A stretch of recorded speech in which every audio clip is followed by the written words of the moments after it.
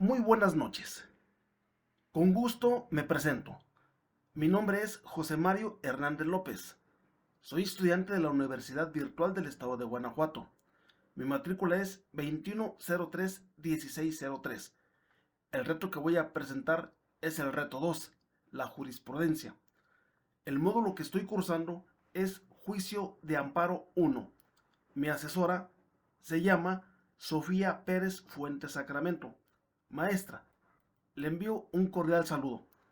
Es un honor cursar este módulo con usted. La fecha de presentación es 14 de abril del 2023.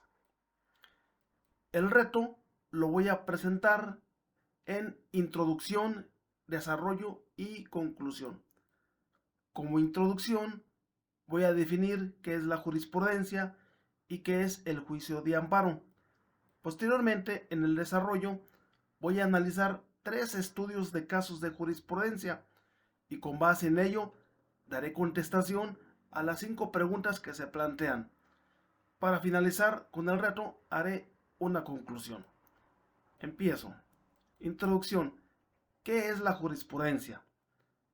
En el contexto general, la jurisprudencia es la interpretación que se hace de la ley cuando ésta no es clara ni precisa, que emana de las ejecutorías que emite la Suprema Corte de Justicia de la Nación, funcionando en pleno o salas y por los tribunales colegiados de circuito. Existen 3 métodos para formar la jurisprudencia, que son por reiteración, por contradicción de criterios y por precedentes obligatorios. ¿Qué es el juicio de amparo? Bueno, el juicio de amparo es el resultado de una lenta y dolorosa evolución que se ha estructurado con la finalidad de que los gobernados puedan defenderse contra las arbitrariedades de las autoridades. El juicio de amparo es un mecanismo de control constitucional. Por medio de este, el quejoso demanda la protección de la justicia federal por un acto de autoridad que estima que es violatorio de sus derechos humanos. Ahora pasamos al desarrollo. Pregunta número 1. Respecto al caso número 1, señala qué método de integración, puede ser reiteración, contradicción de criterios o presentes obligatorios, se utilizó para la creación de dicha jurisprudencia. Bueno, el caso número 1 se refiere a la facultad de atracción. La Suprema Corte de Justicia de la Nación puede ejercerla a efecto de integrar jurisprudencia sobre un problema que implica el análisis de diversos preceptos constitucionales y legales. El método de integración que se utilizó para la creación de la jurisprudencia fue por reiteración. Así está señalado en el texto del caso, ya que dice: los requisitos de importancia y trascendencia para el ejercicio de la facultad de atracción se satisfacen cuando se solicita para integrar jurisprudencia por reiteración. La ley de amparo, en su artículo 224, indica que la jurisprudencia por reiteración se establece por los tribunales colegiados de circuito cuando sustenten por unanimidad un mismo criterio en 5 sentencias no interrumpidas por otra en contrario. En el apartado criterios que origina la jurisprudencia, podemos observar que cumple con el requisito de un mismo criterio en 5 sentencias. Los criterios que se señalan son facultad de atracción 10-2007 de 11 de julio del 2007, facultad de atracción 78-2010 de 29 de septiembre de 2010, facultad de atracción 120-2010 de 27 de octubre del 2010, facultad de atracción 168-2010 de 19 de enero de 2011 y la facultad de atracción 13-2011 de 9 de marzo de 2011. Pregunta número 2. Respecto al caso número 2, identifica cuáles son los razonamientos para que la jurisprudencia primera diagonal J 93 diagonal 2013 décima época fuera sustituida por la jurisprudencia primera diagonal J 78 diagonal 2018 décima época, emitida por la primera sala de la Suprema Corte de Justicia de la Nación. El caso número 2 se refiere a la interrupción de una primera jurisprudencia. El método de integración que se utilizó para la creación de la jurisprudencia es por contradicción de criterios.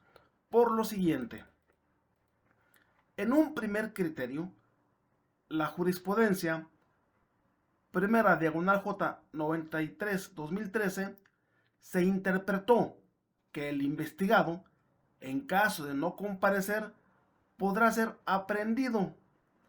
Esta situación origina otra jurisprudencia, que fue la jurisprudencia primera diagonal J 78 diagonal 2018 décima época, en la que se estima necesario interrumpir ese criterio jurisprudencial, porque se advierte que la citación de la persona investigada a la audiencia inicial no es un acto que afecte su libertad personal, al tratarse de una simple comunicación del juez a petición del Ministerio Público. ¿Qué queremos decir con esto? Bueno, pues cuando se le giró la orden de presentarse a una persona, se le estaba indicando que en caso de que no se presentara, iba a ser aprehendida. Entonces, pues esta persona posiblemente no podía presentarse y tuvo el temor de que si se presentaba lo iban a prender. Por eso se creó otra nueva jurisprudencia donde dice que el caso no ameritaba que fuera aprehendido. Posiblemente fue un asunto de índole administrativo que no requería que fuera puesto tras las rejas. Pregunta número 3. Respecto a los casos 1, 2 y 3, indica en qué época del Semanario Judicial de la Federación fueron publicadas las jurisprudencias. Bueno, aquí la jurisprudencia del caso 1 tiene fecha de septiembre de 2011, lo que indica que fue publicada en la novena época, que comprende el periodo del 4 de febrero de 1995 al 3 de octubre de 2011. La jurisprudencia del caso número 2 tiene fecha de diciembre de 2018, lo que indica que fue publicada en la décima época, que comprende el periodo del 4 de octubre de 2011 al 30 de abril del 2021. Y la jurisprudencia del caso 3 tiene fecha de diciembre del 2000, lo que indica que fue publicada en la novena época, que comprende el periodo del 4 de febrero de 1995 al 3 de octubre del 2011. Pregunta número 4. En el caso número 3, señala para qué autoridades es obligatoria la aplicación de dicha jurisprudencia. En una jurisprudencia establecida por la Suprema Corte de Justicia de la Nación, funcionando en pleno, por lo tanto, es obligatoria para los plenos de circuito, los tribunales colegiados y unitarios de circuito, los juzgados de distrito, los tribunales militares y judiciales del orden común de los estados y del Estado de México, y tribunales administrativos y del trabajo, locales o federales. Pregunta número 5. En el caso número 1, identifica si se cumple con el requisito establecido en el artículo 223 de la Ley de Amparo respecto a los votos que deben emitirse para su aprobación. ¿Qué nos dice el artículo 223 de la Ley de Amparo?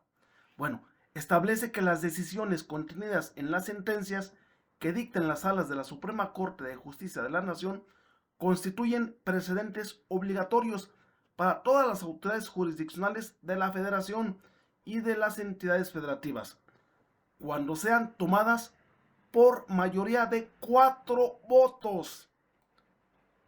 Si analizamos el texto de la jurisprudencia, en el apartado criterios que originan la jurisprudencia, podemos observar varios criterios. En el criterio Facultad de Atracción 13-2011, de 9 de marzo de 2011, señala que hubo 5 votos. Entonces, como podemos observar, sí se cumple el requisito, porque hay más de 4 votos. Son 5 votos. Para concluir, como ciudadanos que somos, estamos expuestos a que las autoridades transgredan nuestros derechos humanos, afectando con ello nuestro patrimonio. Por eso es necesario que los magistrados analicen con detalle lo que dictan las leyes para que tomen las decisiones que por ley corresponden. Voy a exponer 2 casos en los que la Suprema Corte de Justicia de la Nación intervino para analizar con detalle las leyes y revertir las disposiciones de la autoridad que violó derechos fundamentales por no observar el cumplimiento de la ley. Ejemplo 1. La ley del Instituto de Seguridad Social para las Fuerzas Armadas Mexicanas establece que cuando se cumplan los requisitos, los militares, cuando causen baja del servicio activo y alta en situación de retiro, obtendrán el grado inmediato superior con todos sus beneficios. Sin embargo, durante el periodo presidencial de Enrique Peña Nieto, se violó esta ley, eliminando el ascenso al grado inmediato. Después de muchas demandas y casi 4 años, durante el periodo del actual presidente, fue restituido en su jerarquía todo aquel militar que había sido perjudicado en sus derechos. Ejemplo número 2.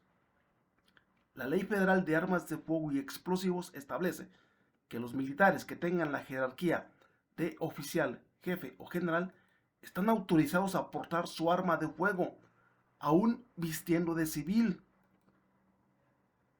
Sin embargo, las corporaciones policíacas continuamente detienen a esta clasificación de personal militar, violando con ello sus derechos.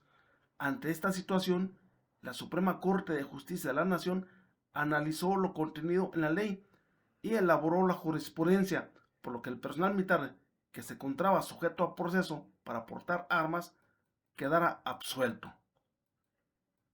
Considero que es de vital importancia las actividades que realizan los magistrados de la Suprema Corte de Justicia y de los tribunales colegiados de circuito, ya que al analizar con detenimiento diversos ordenamientos contemplados en la Constitución, en leyes y reglamentos, llegan a una conclusión que es precisamente lo que se conoce como jurisprudencia. Hasta aquí mi participación. Nuevamente les envío un saludo y estamos a la orden. Muchas gracias.